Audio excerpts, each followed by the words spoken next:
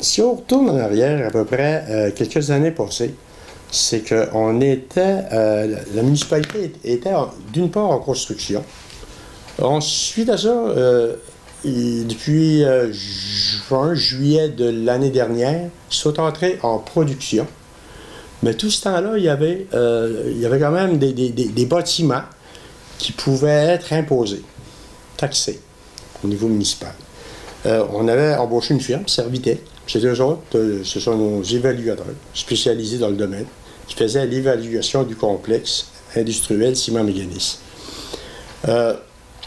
Mais ça prend du temps par rapport que c'est quand même, c'est terriblement gros.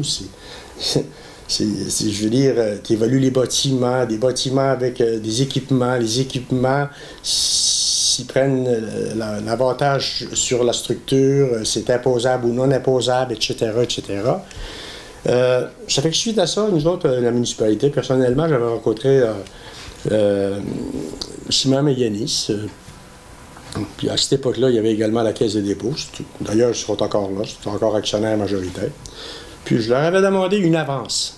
Parce que je savais, moi, après vérification, que 2 ans après le début de la construction, Ciment-Mécanis, avec ses bâtiments, ça devenait taxable. Bon. Ça fait qu'on avait commencé en 2014, c'était 2016, 2017. Puis, de toute façon, ça fait qu'on avait demandé une avance. Puis, c'est ça l'avance du fameux 1 million par année. Mais tout ce temps-là, Ciment-Mécanis, je veux dire, notre firme d'évaluateur faisait son travail. Puis, justement, dernièrement, pas plus tard que la semaine dernière, on connaît maintenant la valeur taxable de Ciment-Mécanis. Il faut évaluer que la valeur qui était taxable par la municipalité, c'était sur 180 millions. On multiplie ça par notre taux de taxe municipale, industrielle, à 1,15 $, qui est quand même pas haut. Mais ça va nous rapporter tout près de 2 100 000 de taxes par année. Quand même un montant qui est très, très, très important. Puis, c'est sûr que pour la dernière année, ou en tout cas l'année en cours, on avait budgété 1 million. C'est-à-dire qu'il nous devrait 1 million. Plus l'année 2017 à partir, ça veut dire 500 000 de plus, 1 500 000. Mais pour l'année prochaine, ce qui va être taxable, c'est 180 millions de valeur Ciment-Mécanis, multipliant ça par 1,15 $, qui est le taux de taxe industrielle, ça va nous donner des revenus de 2 100 000. Ça fait que le 2 100 000, c'est sûr, c'est de la nouvelle argent.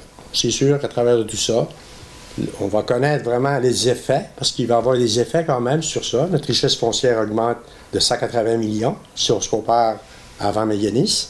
Il va y avoir des effets négatifs, dans le sens que notre péréquation, on va sûrement en perdre une bonne partie. Déjà là, je connais pour l'année en cours, peut-être une centaine de mille, mais j'évalue que ça va être beaucoup plus l'année prochaine. Mais sur l'autre côté, on a des redevances au niveau de l'éolien, qui est basé sur la richesse foncière également. Ça, on s'attend que ça va augmenter. Tout ça pour vous dire que, en réalité, c'est plutôt en 2019, à notre budget 2019, qu'on va connaître vraiment le net de tout ça. C'est-à-dire les nouvelles taxes, moins la perte de péréquation, plus l'augmentation au niveau des redevances de l'éolien. Ça va nous donner le chiffre beaucoup plus exact. Okay, avant, il y avait le comité de maximisation. Maintenant, ça existe encore? Non, le comité de maximisation a terminé le printemps dernier. Mais quand même, une bonne nouvelle à travers de tout ça. Ce qui en est ressorti, c'est qu'on a fondé un autre organisme qui se nomme le Pôle des technologies propres de la Gaspésie. Tout le travail qui avait été fait au niveau du comité de maximisation a fait en sorte que ce nouvel organisme voit le jour. Puis le Pôle des technologies propres de la Gaspésie, en réalité, c'est un rapport directement avec Ciment-Mécanis, sur ce qui me concerne, à 80-85 %.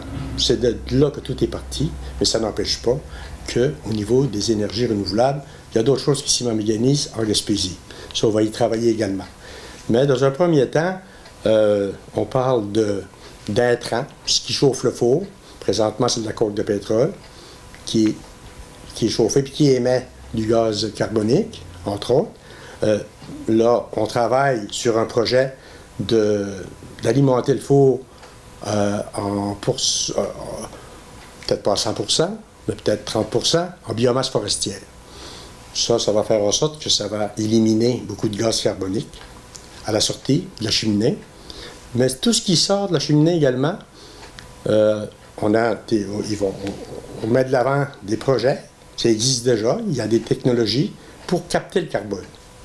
Capter le carbone pour le transformer. Le transformer, on parle ici de biocarburants, on parle de solvants, on parle de protéines pour nourriture pour animaux. Il y a beaucoup de choses autour de ça.